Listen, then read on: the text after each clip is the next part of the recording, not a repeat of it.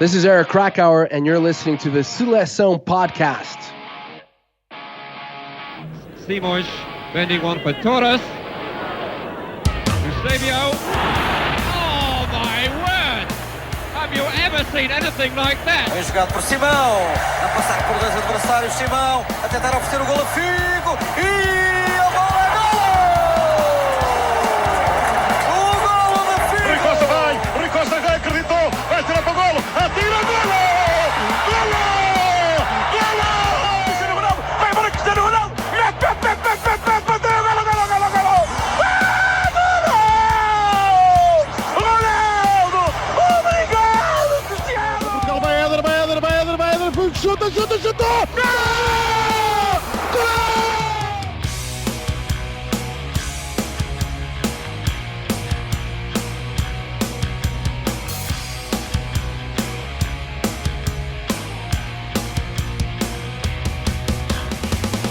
And we welcome you to episode number 73 of the Seleção podcast, a proud partner of Portugal.net. My name is Danny Pinto. I am your host. Thank you guys so much for tuning in once again. And my apologies on the delay of the recording of this podcast.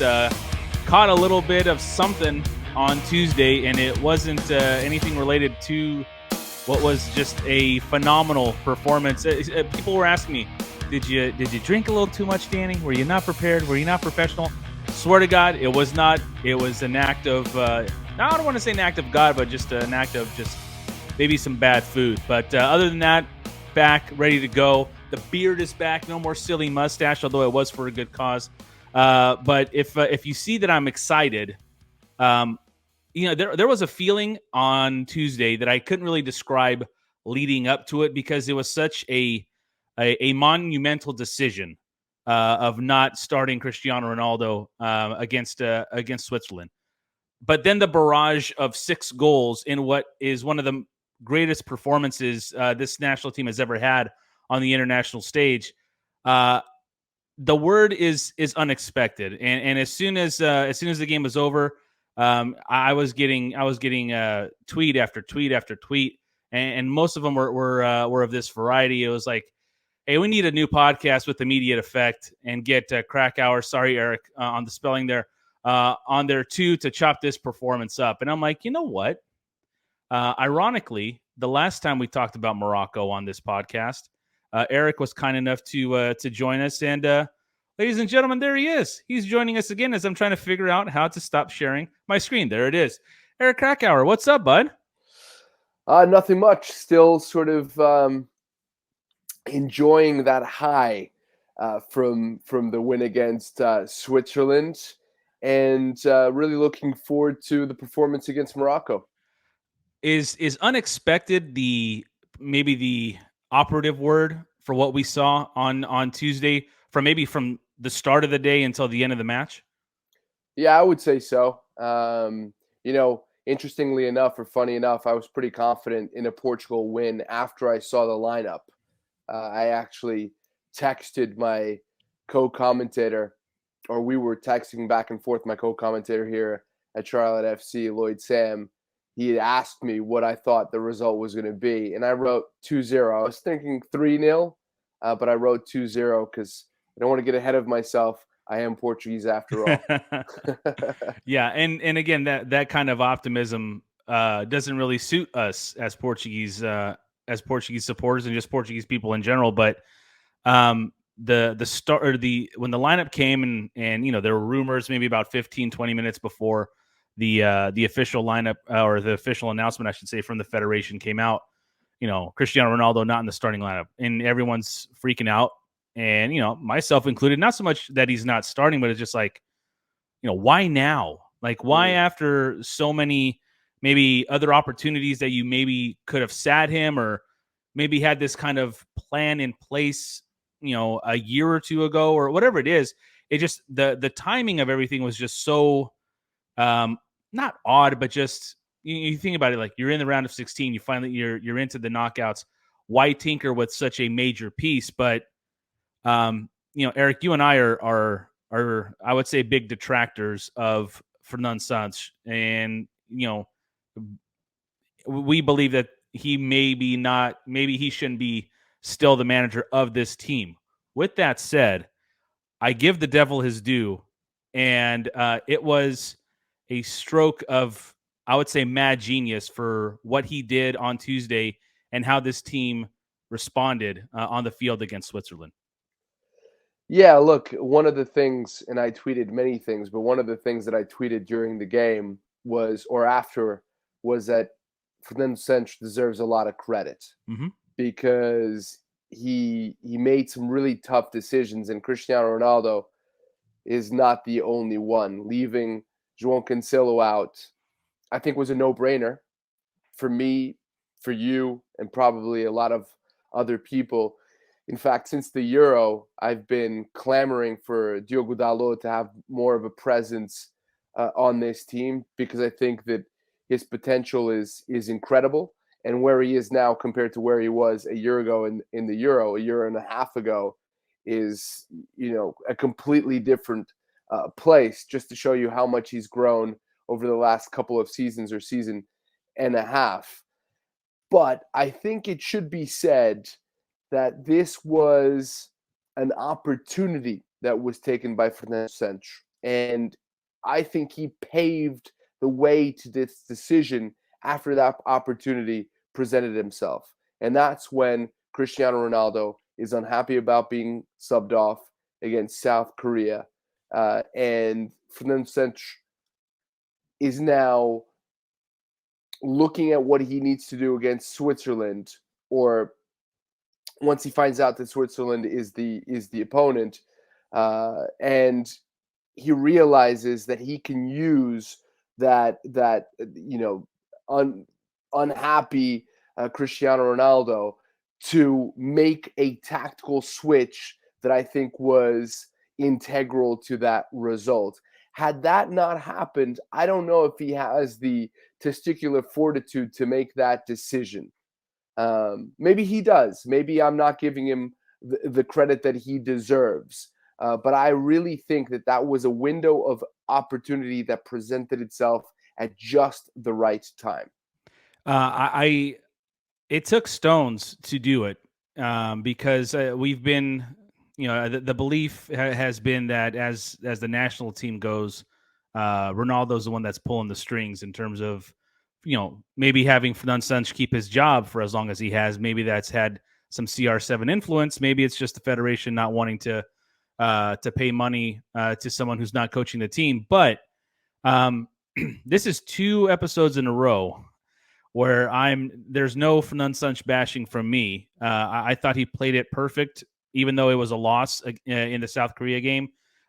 No yellows, no injuries. You got first place in the group. The job was done.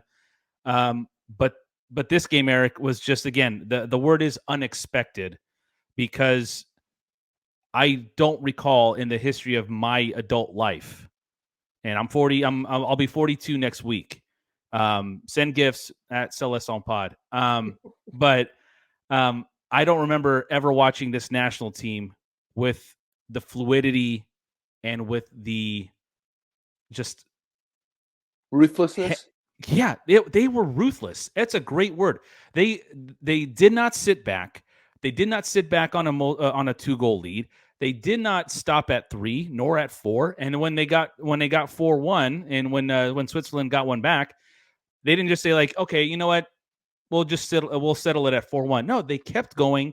The front foot was always there, and it was just a refreshing way to watch this national team. And it was by far, with the exception of, knowing that we won the Euros in 2016, it may have been the most enjoyable match I think I have ever watched this national team play.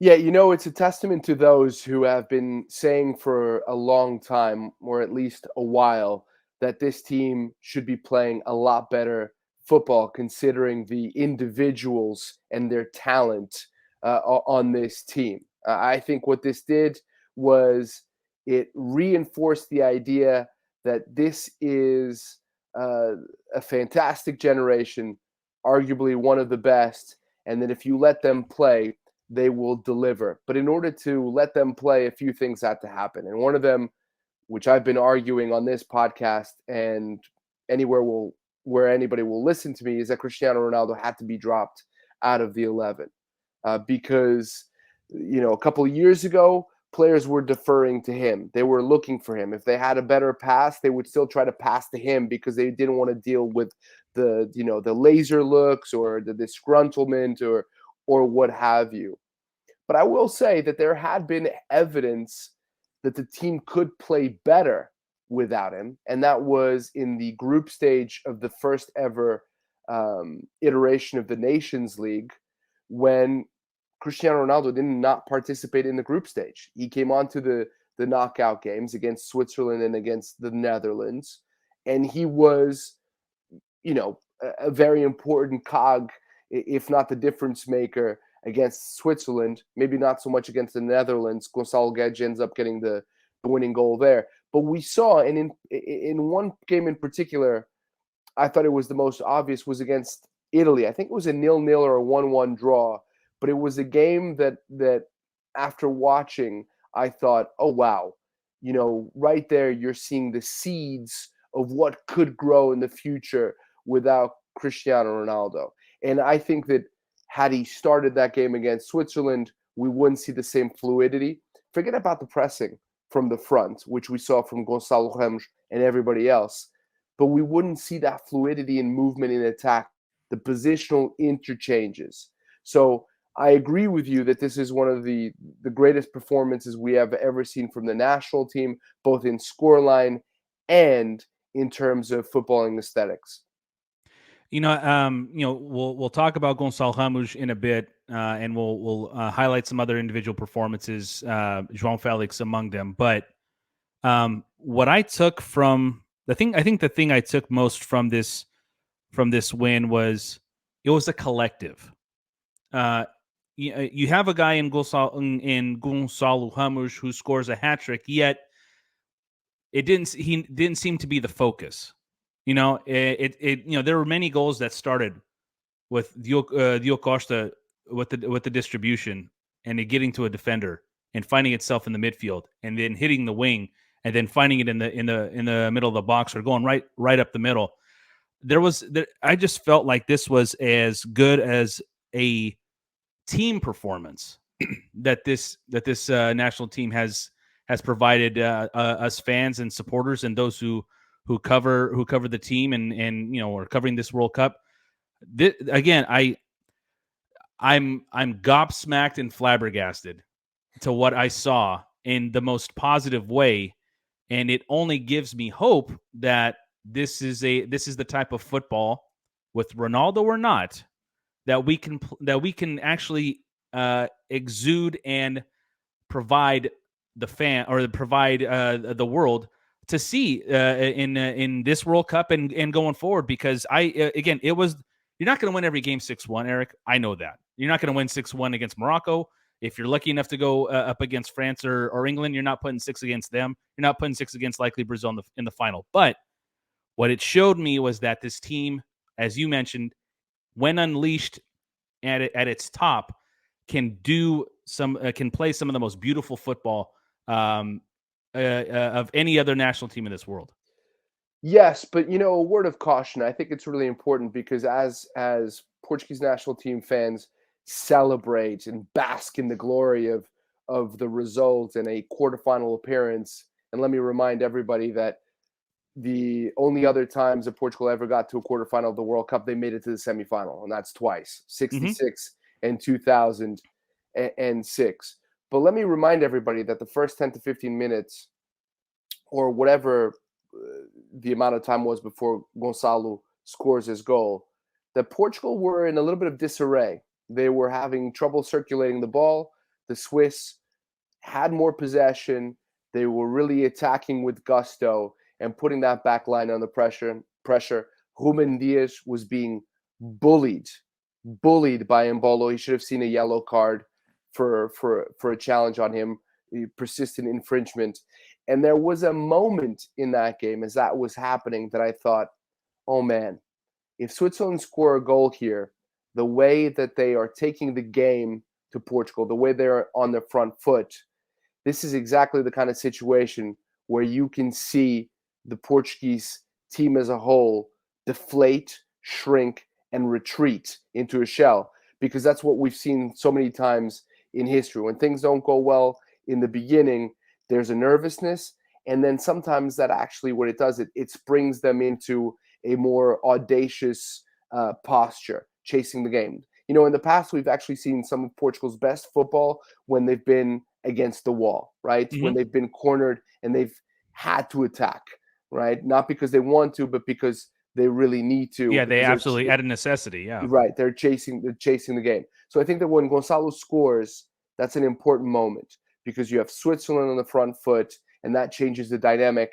These games are all about small margins, but also the cliche goes that goals change games, and that goal changed the game.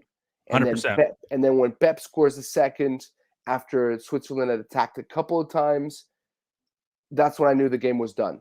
You know, their back is broken, number one, but number two, Portugal now is filled with confidence that they can go on, play their way, and get more goals. But I do think it's important to emphasize, underscore those first 10, 15 minutes, which were troubling. Yeah, I think one of the major areas that where Portugal struggled there was in the middle of the field. In the midfield, I thought it was a little bit disjointed with, introducing Otávio back in, Williams there. I just thought not, and it's not a shot at any one of those players. It just didn't look good, as you were mentioning, in those first 15, 20 minutes. But that goal, Eric, and we'll go individually here now. Gonçalo Ramos gets the big call. He's got about 46 seconds of top of senior club or senior team action before he gets his start.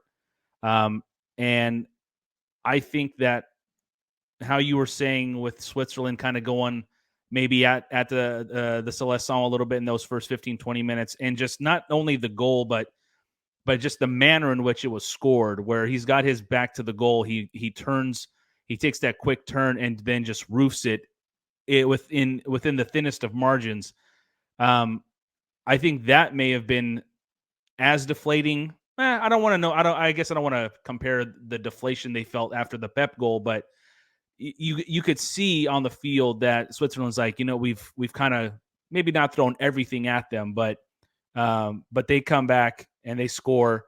And in the manner in which that goal was scored, I think, and who scored it as well, the guy who's taking over for Cristiano Ronaldo, a lot of those factors I think could have led to the beginning of the deflation.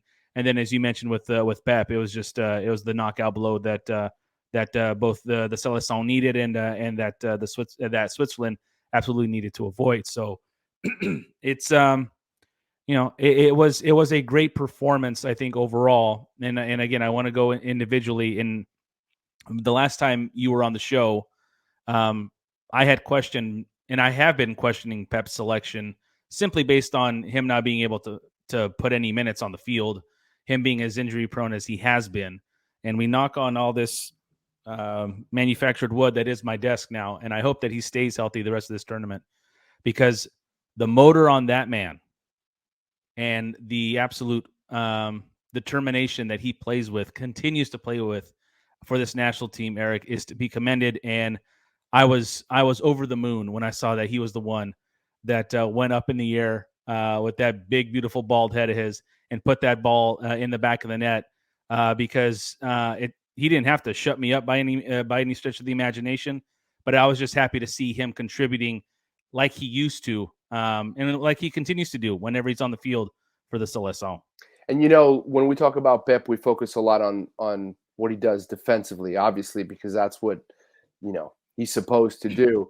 But one of the things that his introduction into the 11 has done is it has given Portugal somebody who can hit a very long diagonal on a dime. His ability to change the point of attack is crucial, particularly with a marauding left back. We saw him do it with Cancelo, who looked more comfortable on the left than he did on the right, and then Rafael Guerreiro, who had an awesome game. What's interesting about Rafael Guerreiro is that in the defensive style of Fernando Santos football, we have seen him as a defensive liability because this guy is a ball player. He's a baller, right? Somebody who has been played in various positions at Dortmund because of his defensive frailties. But in this type of football that we saw against Switzerland, he is added value. He is mais-valia, as you say, uma mais-valia, as you say in Portugal, because his ability not only to do what he does with the ball, but also his understanding of movement when he attacks the inside, when he attacks the outside. You saw the way he took his goal. He's just a fabulous player with a very high IQ. He's just not the best defender. But because Portugal all of a sudden or Fernando Santos is releasing his thoroughbreds, he then becomes a much more important player in the system. We're talking with Eric Krakauer here as, of course, not only Eric Krakauer, but best in the nest, best TV sportscaster, Eric Krakauer. I had to find that to make sure. On a side note, you were very gracious in being honored, and you should be very honored, but you should also know that it was very well deserved because I thought you had a great debut season with Charlotte FC on the mic. The question is, how did Lloyd take it, finishing second? Well, he doesn't finish second in many things, so I think he was okay with this. Plus, he was enjoying the World Cup in Qatar and spending some time in Dubai. So I think he was busy with more important things. But it was very flattering, to be nominated as best TV sportscaster. Not only nominated, but then to actually get voted as the best in the nest. It caught me by surprise. It's something that I'm proud of because it is a testament to the work that we've done here, and the fact that Lloyd was second and probably second only by a vote or two is again really a reflection of the work that we've done together, because I don't get recognized if I'm doing this by myself or with anybody else. I think that he and I have created something pretty special here in Charlotte. Absolutely, but let's continue the individual accolades here for this from this round of Not 16 just match. Not just yours, of course. Well, I mean, we could go for another episode, but that'd be a little gauche. João Félix, I felt again in this type of play in these type of tactics. I think hands down was his best performance in a Seleção shirt. What say you? Oh, undoubtedly. And we saw flashes of this in other games. If you remember Almost like it was coming. Yes, Yeah. the penalty that Cristiano Ronaldo, or the foul that he suffered that led to the penalty. What's wrong with your fingers? Because it wasn't a penalty. Those were air quotes. Yeah, for those of us who are not watching on YouTube, are your fingers cramping up and you're just showing us, or what's going on? They're cramping up. That's exactly what it is. If you see that entry pass from João Félix, it's very similar to the one that assisted Gonçalo Ramos' goal, right? Yep. He cuts in from the left side. He finds, a little window to slip the ball in through. So you saw those moments from him. Of course, he scores against Ghana as well. And this is basically him finally proving that he was who people thought he was when he had that fabulous title-winning season with Benfica. Was it a title-winning season? I believe it was. Yes, it was a title-winning season. My memory's a bit bad right now. Who knows what happened before the pandemic? No kidding. And the reason why Atletico Madrid went and splashed $124 million on him, and the reason why people were saying, if we're looking at the players who are going to become the superstars of tomorrow after the Ronaldo and Lionel Messi era, it's going to be Kylian Mbappe, it's going to be Erling Haaland, and it's going to be João Félix. And yet, because of the way he was performing at Atletico Madrid, or the way he wasn't performing, people began to scoff at that. How could he even have been mentioned in the same breath? And yet now you're seeing that genius that led to a lot of people comparing him with Rui Costa. And you saw flashes of Rui Costa at his very best in his performance. The way he sort of just moved with guile away from challengers, away from marks. The defenders were chasing a shadow. That's what he was, particularly in that first half. It was really an unbelievable performance from a player who has a tremendous footballing IQ. And just for those scoring at home, yes, that year was a title-winning performance by Benfica. It was the year that Bruno Lage took over for Rui Vitória, and I believe they went 18 out of 19 to win to win the title. But yeah, Benfica won so many titles, you just start losing count. It's not every 20 years. Anyway, so any other performance that you would like to highlight from the round of 16 6-1 victory against Switzerland? Yeah, plenty. And I'll start with one of my favorite players, William Carvalho. Doesn't get the respect he deserves. He's just a fabulous player. I think a lot of people just get caught up on the fact that he looks like he's just walking. But his ability to take up important positions, his passing, his calm on the ball, the fact that it's very difficult to dispossess him, everything.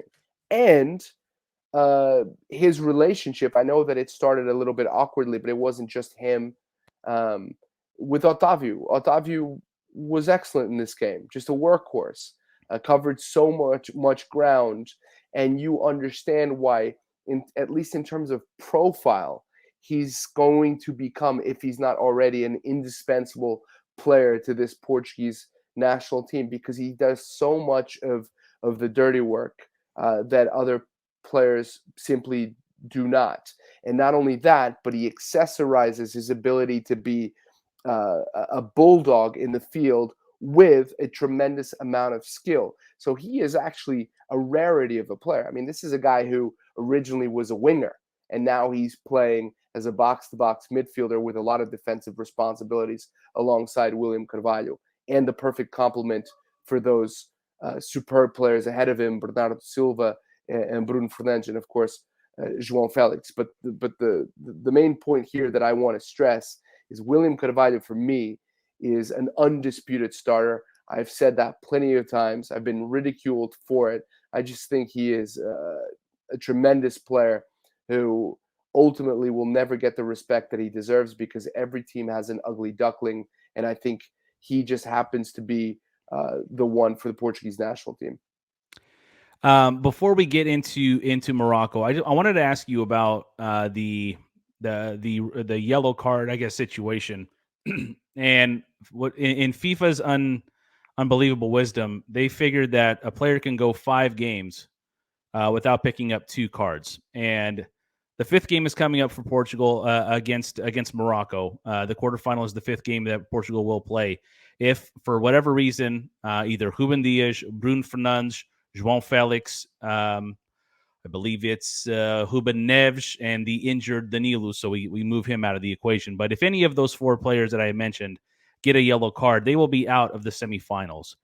Do you think that the refs, and again, we've only had 1 game of knockout stages so far. We'll have our second one as of this recording. We'll have it tomorrow, the first 2 quarterfinals, and then the other 2 quarterfinals, including Portugal's, on Saturday. But do you think the referees have had, or are, I guess, aware of maybe not all players, but maybe some players on a yellow, or just kind of maybe going into this quarterfinal knowing the significance of what a card could be?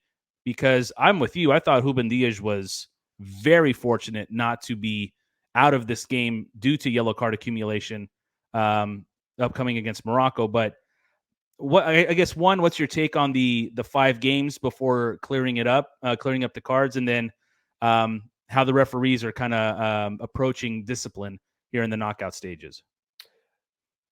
I think the referees are aware of it, but I don't think it really weighs very heavily on their minds. Maybe if there's one of those decisions where they're not 100% sure whether it's worthy of a yellow, perhaps knowing that somebody might be suspended from a semifinal may play into their minds. But I don't think so. And I don't think you really think about that, because before you get to the semifinal, you have to win in the quarterfinal against a very tough team. I mean, Morocco is super impressive. I know that Rodri, the Manchester City and Spanish international, wasn't impressed with their tactics and their approach, but I certainly was, and the ability to withstand that sort of pressure. I know there wasn't too much penetration from Spain. I mean, that's just the way they've been for a very long time. But they bent a lot, but they never broke.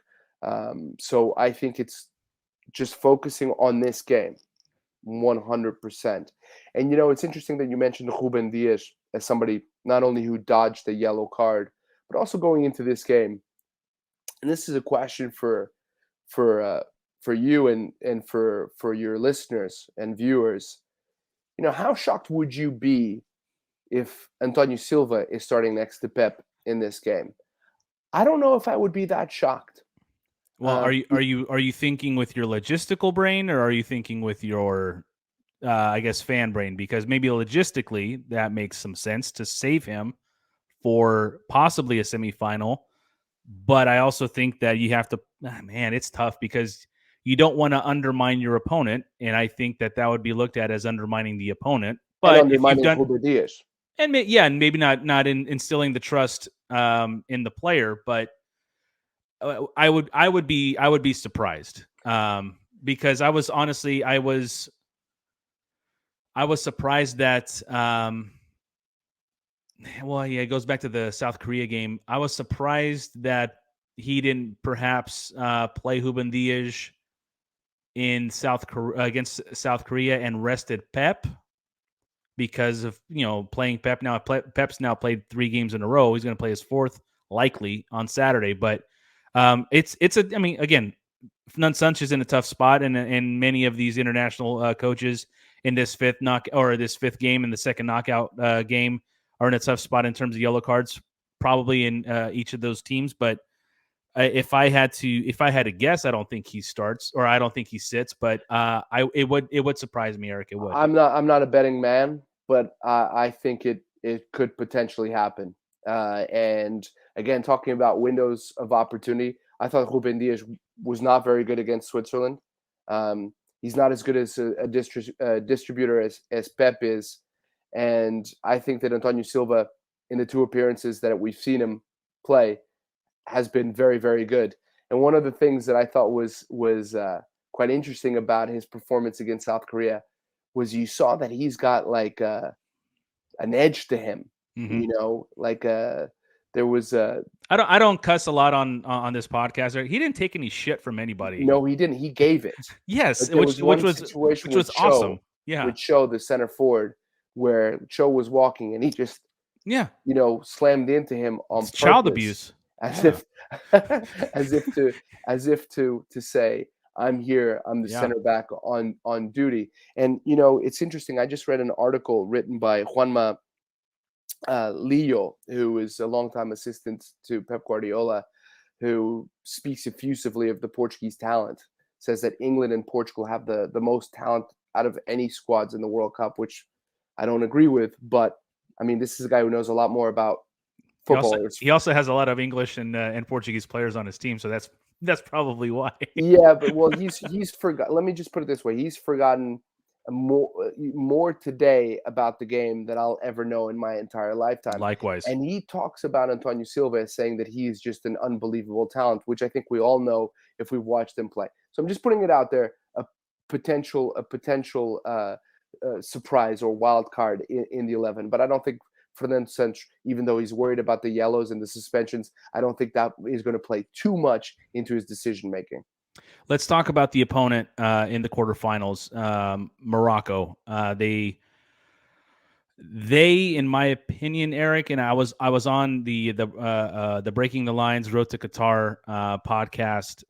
They recorded it last night. It was released today with Ritwik Sarkar and not a 1-for-1 comparison here, but I do see a lot of similarities in the manner in which Morocco is disciplined in their defense, very similar to what Portugal did in 2016 in the Euros, just because in 2016, even though we had Ronaldo, we had Nani, João Mario, João Moutinho, there was a call to arms in terms of playing defense to then sucker punch your opponent, or just hanging on until an opportunity presented itself. And I think it's option 2 or door number 2 there, Danny. but it's similar. I was having this discussion with friends of mine and in group chats and everything during the Spain Morocco game, and I thought that, and it's not because I thought less of Morocco. I just think that because the way Portugal is set up now, the call to play defense as disciplined as Morocco played, I don't think Portugal could do against Spain, and I think that Spain would give the Seleção some problems, just because it would be just all defense all the time, because Spain has the ball 65, 70, 75% of the time. With that said, this is a Moroccan team who, A, should not be taken lightly, and B, I think has proven itself to, I don't want to say worry fans of this national team, but to give pause, because I don't believe they are here in this quarterfinal by accident at all. I think they've merited their spot in the quarterfinals. What do you think of the opponent coming up on Saturday for the national team? I think they've been one of the most impressive teams for me in this World Cup, not only in their defensive discipline, but also their ability to play through pressure with bravery. I mean, there were situations against Spain where I thought, why are you not clearing the ball? Why are you trying to play through that counter press? You can talk about Amrabat, who was fantastic in his defensive midfield duties at Fiorentina, man. I was particularly impressed with Owani, who plays for Angers in France, the player with the number 8 on his back, just unbelievably smooth on the ball, nerves of steel. His combinations with Hakimi on the right and Ziyech, the triangulations between those players, I think they're going to be very troublesome for Portugal. But I think Portugal has a real advantage here. They didn't play 120 minutes of football and go to penalties, which is both physically and emotionally draining. And against Switzerland, Portugal had more of the ball, so they did a lot less running. Plus, it's much easier to run when you're winning and scoring goals. Oh, sure. You don't feel the effects as much. And Morocco right now is dealing with the potential of not having 2 starting center backs in Aguerd, who has been injured for much of this season, but he's a phenomenal center back. I've called many games with him at Rennes. And Romain Saïs, who's at Besiktas, who was at Wolves, who is also a really good player and managed to somehow finish that game on one hamstring against Spain. I couldn't believe he stayed on the field. So I think that Morocco are going to be a little bit of the walking wounded, although you shouldn't underestimate them because of that. But I think that Fernando Santos and co go into that game thinking, listen, we can really keep the ball here, make them chase, especially if we get an early goal and exhaust them. But having said all that, we saw Switzerland change their identity a little bit against Portugal. We saw that against Serbia, and it almost cost them. Serbia managed to score 2 goals against Switzerland because Switzerland were possessing the ball. Serbia decided to high press them. They coughed up the ball twice, and that led to 2 Serbian goals. The problem with Serbia is that once they went into their attacking way of playing, they could never get back into that defensive shell that was so effective for one half against Brazil. Switzerland weren't able to capitalize on any real defensive mistakes from Portugal. You can count that, or you can say that was down to Portugal's defensive solidity, which I think is true to some extent, but also a little bit of luck. There was that situation where Diogo Costa has to make an incredible save in the 6-yard box. Why am I saying that? I don't think Morocco are going to in any way deviate from what has made them so successful in the World Cup. They're going to be deep. They're going to suck the oxygen out of any pockets of space that can be exploited by Bernardo Silva, Bruno Santos, João, Félix. So carving through that deep block is going to be the biggest problem that Portugal are going to have. And hopefully they will remain focused, they will remain steady, and they won't let frustration get the better of them, because if you switch off for 1 second against this Moroccan team, they can hit you, and it could be a smash and grab for them, and they could go into the semifinals.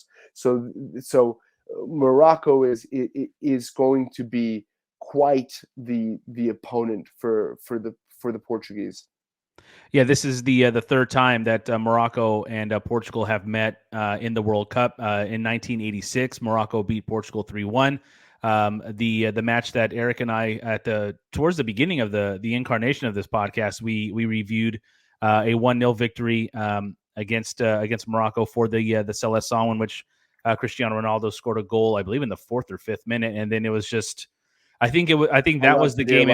Yeah, it was the game in which I think we first saw that maybe Rafael Guerreiro was not the defender that we all maybe thought he was in 2016. But Eric, as being I guess the first Arab country to make it to the quarterfinals, Morocco has had such a following in this World Cup. How much of the crowd do you think could play into helping them in a performance or in the match against the Seleção? With Ronaldo's going to sell tickets, absolutely, but given that it's Ronaldo and Morocco, this could be a very, very loud stadium come Saturday for both teams. How do you think the crowd could possibly and the supporters from Morocco could possibly maybe not factor in, but just kind of help the Moroccan national team? Oh, I think they could absolutely factor in. I've spoken to enough players in my lifetime where I've heard that, when things go wrong for you and the crowd is against you, and really directing abuse at you and putting pressure on you, it's difficult to concentrate. You lose a little bit of confidence, right? So mistakes become heightened.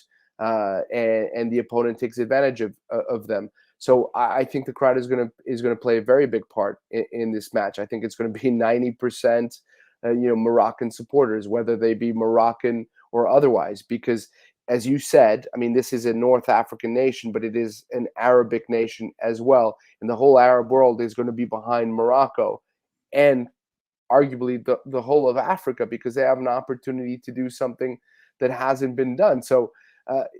I think that this is going to be a very difficult game for Portugal, and the crowd will factor in for sure, unless Portugal silences them early, which is a possibility, right? Absolutely, and yeah, I mean, they have the team to do it. Does the Seleção? A two-part question for you in terms of Gonçalo Ramos, the unexpected start to all of us outside of that locker room. The performance that he put on Tuesday, the 3 goals, the 1 assist. Everyone forgets the 1 assist. He also assisted on a goal as well. For a kid that young who has been thrown into the spotlight that quickly, if he gets to start again against Morocco, what? And I'm asking you an impossible question, but hopefully I'll get an answer from you. But how does someone whose life has pretty much changed overnight prepare for a match with that behind him now, compared to when he woke up on Tuesday morning? It's like, oh, I'm getting the start. Cool. It's like, all right, let's see what I can do. Because there's a tweet from you. It's like, I believe it was right before the game. It's like, this is where Gonçalo Ramos kind of introduces himself to the world. Everybody knows his name now, Eric. So what do you think maybe his approach or kind of his psyche may be if he gets the call again to start against Morocco on Saturday? Well, first of all, he should really pay me for being his publicist. Look, I had a feeling. I told you about that text message that I sent my co-commentator about feeling confident. Gonçalo Ramos is a player that I've liked for a very long time, despite the fact that he is a Benfiquista. This is a guy, I forget who said this, but one of his Benfica teammates, it may have been Seferovic, said that when Gonçalo Ramos is on the field, there are no loose balls in the penalty area, because he knows exactly where he needs to be. And we saw that.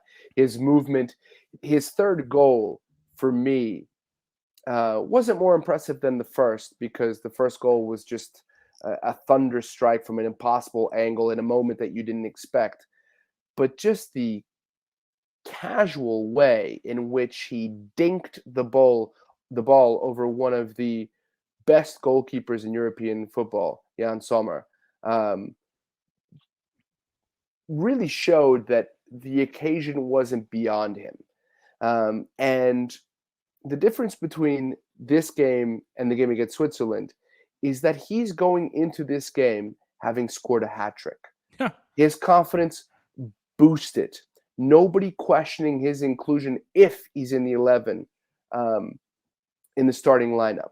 Whereas going into the game against Switzerland, this who usurped Cristiano Ronaldo's spot.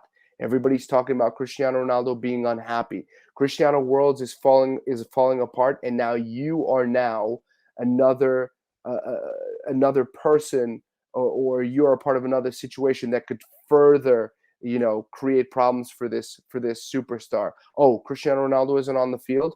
Well, you better deliver, right? If you're the guy who's going to take his place, then you better justify your inclusion. So there was a lot more pressure going into the game against Switzerland than there will be against Morocco. That's a great point. I like the perspective there. We've kind of mentioned his name a couple times here, but obviously let's get to Cristiano Ronaldo just for a minute. There was a report he wanted to leave after Fernando Santos said that he wasn't going to start. The federation had to come out and say that was categorically false. Maybe the truth is somewhere in the middle. I don't know. I know that there are ways to kind of. Oh, am I frozen? I can still hear you fine. Okay, you can still hear me. Okay. Yeah. There's, with stuff like this, sometimes, Eric, the truth is sometimes somewhere in the middle. But I in my last podcast, I had told Alex Gonçalo of tugascout.com, the manner in which he came off the field, the manner in which he has, I think, conducted himself on the field sometimes, given that he's not producing the way he used to. I think you for lack of a better term, you forgive the pouting, or you forgive the attitude when he's banging 2 or 3 goals a game, but when he's losing possession, or when he's making just audacious attempts on goal that have no chance of going in, or he's just a step slow. I think when I had you on last time, there was an opportunity, I forget which game, maybe it was the Ghana match, where he had an opportunity. First touch failed him, and maybe that doesn't happen 3-4 years ago. Yeah, but the attitude I have not enjoyed seeing on the field, and again, a lot of crap going on and off the field. A lot of it on him that he's brought on himself. A lot of it outside of his control. Where do you think he is, just in terms of, and maybe not asking you where he thinks where you think he is. Maybe where are you in terms of just Ronaldo and his, I guess, just being on this national team? And I'm not questioning him being on the national team, but just kind of where he's at in his national team career, I guess, or maybe just football career in general. That's a loaded question, and there may not be a great answer for it, Eric. But we're just in a weird spot with him right now, are we not? Yeah. Look, nobody knows what is going on with Ronaldo or inside Ronaldo's head, other than Ronaldo. I said, I was watching the game with my fiance, and when he was about to sub in, and you heard the crowd calling out for Ronaldo, she said, "Oh, that's got to feel great." My response was, I think he's embarrassed. I think he's embarrassed by this situation. Really? You think that embarrassed him? Yeah, because while he enjoyed having the name called, I think he was just embarrassed to be on the bench, and the chance for him to come on only underscored the fact that he was on the bench. Maybe I'm thinking too much of it, but I think for him, it was an embarrassing moment. Everything together. I'm Cristiano Ronaldo. I should never be on the bench. Messi's never been on the bench. The first time he was on the bench since 2008 in a competitive match that he's been in the squad for. I think that. Well, let me just say this before I forget. There was a moment in that game where we saw something very positive. Mm-hmm. He hit a bullet with his left boot to score a goal that was offside. I mean, he was clearly offside, but the way he smashed that shot and beat again Sommer was impressive. Mm-hmm. And for me, that was a sign that this guy could still do something in this World Cup. Right? Yeah, I agree. I still think he has a lot to give to this national team. Yeah. It's just, maybe the manner in which it's done is obviously maybe not the way it used to be, and you have not the way it's going to be. Yeah, you have, forward. you just have to be okay with it. I mean, I guess you don't have to be okay with it, but just it's more about accepting it. Maybe that's what I'm looking at. But well, let me go out on a limb Sure. and say this. I think that maybe for the very first time since the interview, and even before that, everything that was going on with Cristiano Ronaldo and his world, his bubble, I think for the first time, Cristiano Ronaldo may think, I need to be careful about how I proceed from this point onward, because now the media or the perception or the mood is so against me that even in Portugal, where I was untouchable as a footballer, yes, he's been criticized for being conceited and arrogant and all that, but nobody ever called his footballing into question. But now he's being ridiculed in Portugal, which I never thought would happen, So I'm almost thinking that now he needs to tread a little carefully, and maybe that will focus him a little bit, and the team will benefit because of it.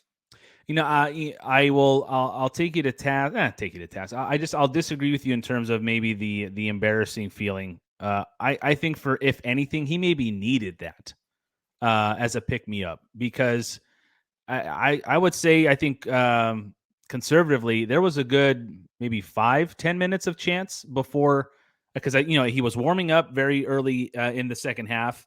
And I forget what minute he came on. I think it was in the 60th minute or 60, 65 minutes, something like that. But I think he may have needed that pick me up from that crowd to be like, you know what, things aren't great right now, but I still have a lot of support.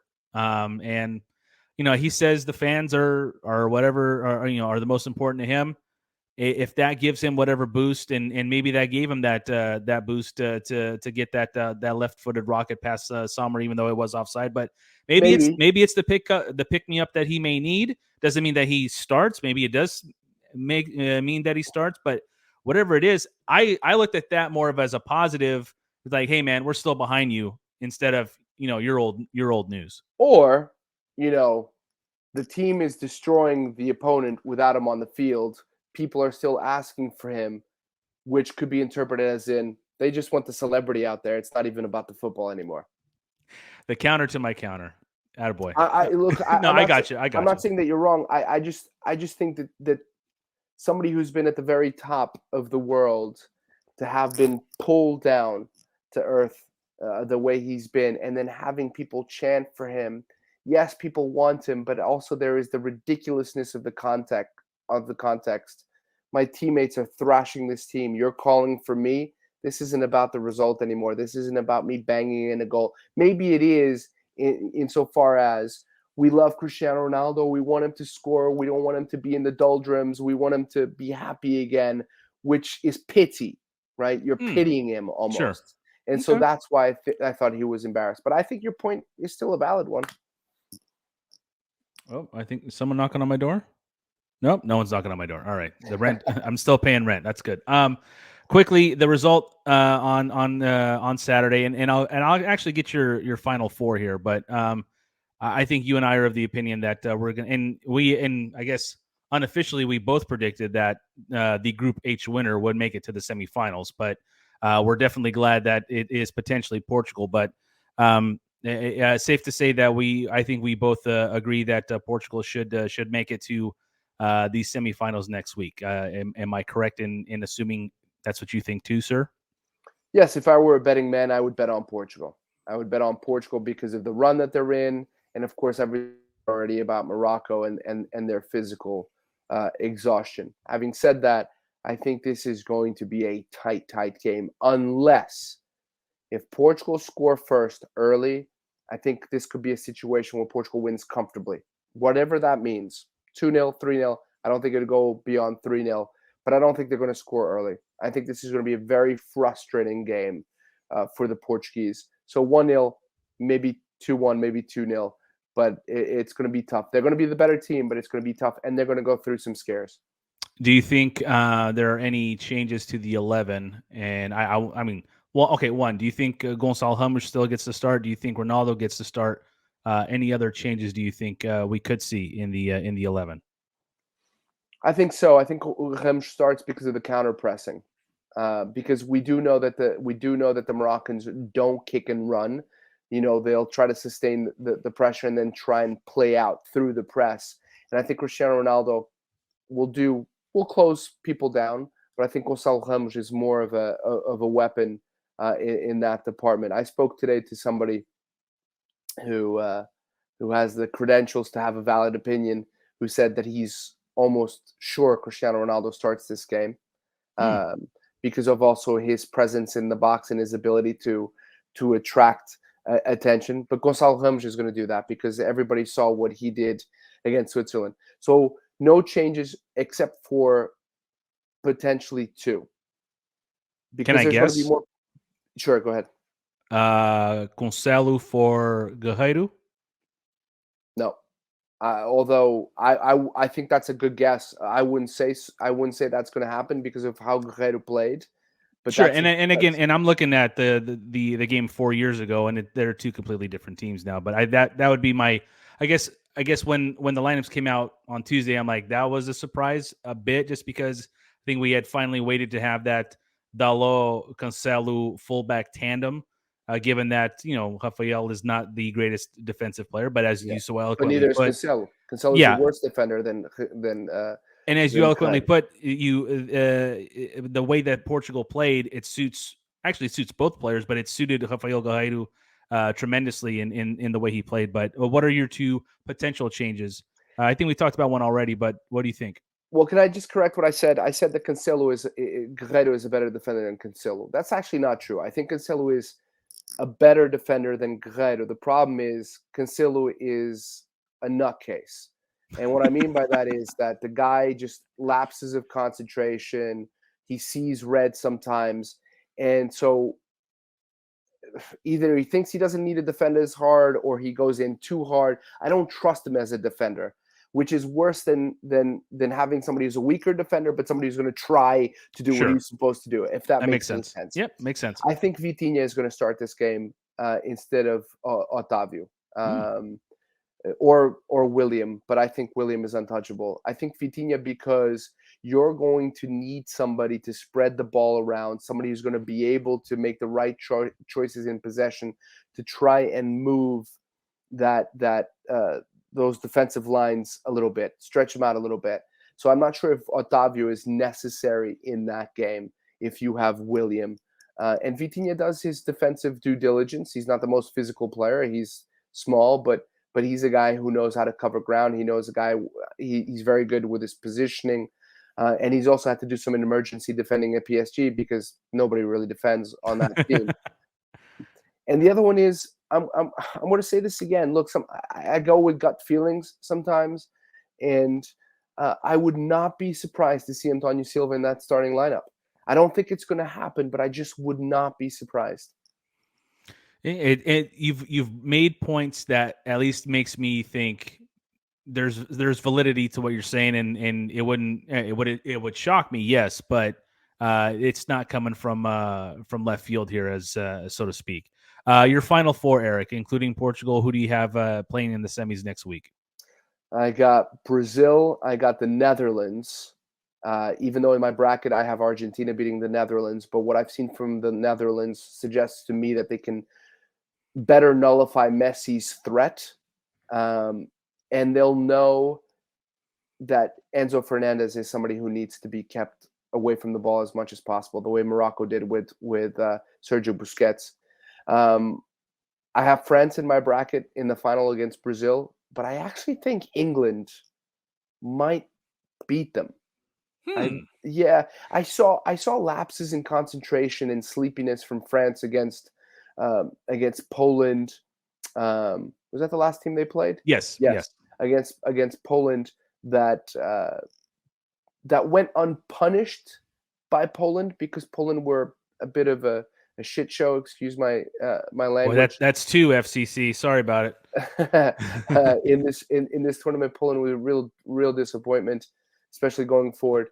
And I think England can capitalize on those mistakes. So I've got England going through.